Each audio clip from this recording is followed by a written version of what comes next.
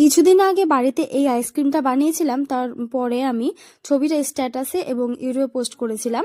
তো স্ট্যাটাস দেখে অনেকে আমার কাছে জানতে চেয়েছিল যে রেসিপিটা কি, তো চলো আজকে সেটাই শেয়ার করে নিচ্ছি। এদিকে 2 কাপ জল দিয়ে তাতে 1.5 প্যাকেট আমুল দুধটা দিয়ে দিলাম, 10 টাকার প্যাকেটের। হাফটা রেখেছিলাম যেন এটাকে পরে অ্যাড করি, তাতে করে দুধটা ঘন হবে আর কি।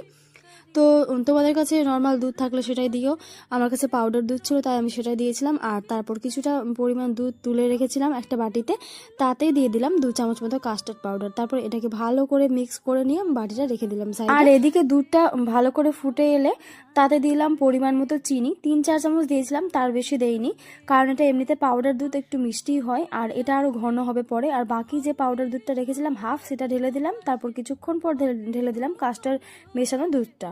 আর এটা দেওয়ার সঙ্গে সঙ্গে দেখতেই পাচ্ছ কেমন ঘন হয়ে গেছে, লেগে যাচ্ছিল কড়াইয়ে। তো এটাকে ভালো করে বেশ খানিকক্ষণ মিক্স করলাম।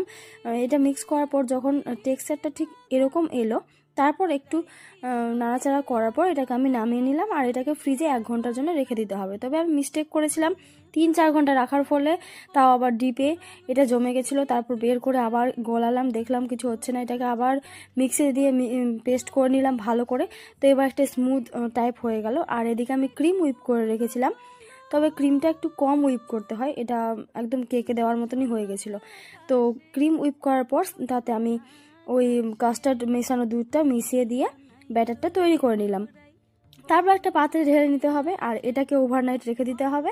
তো এটাকে ওভারনাইট রাখার পর দেখতেই পাচ্ছো এরকমটা হয়েছিল।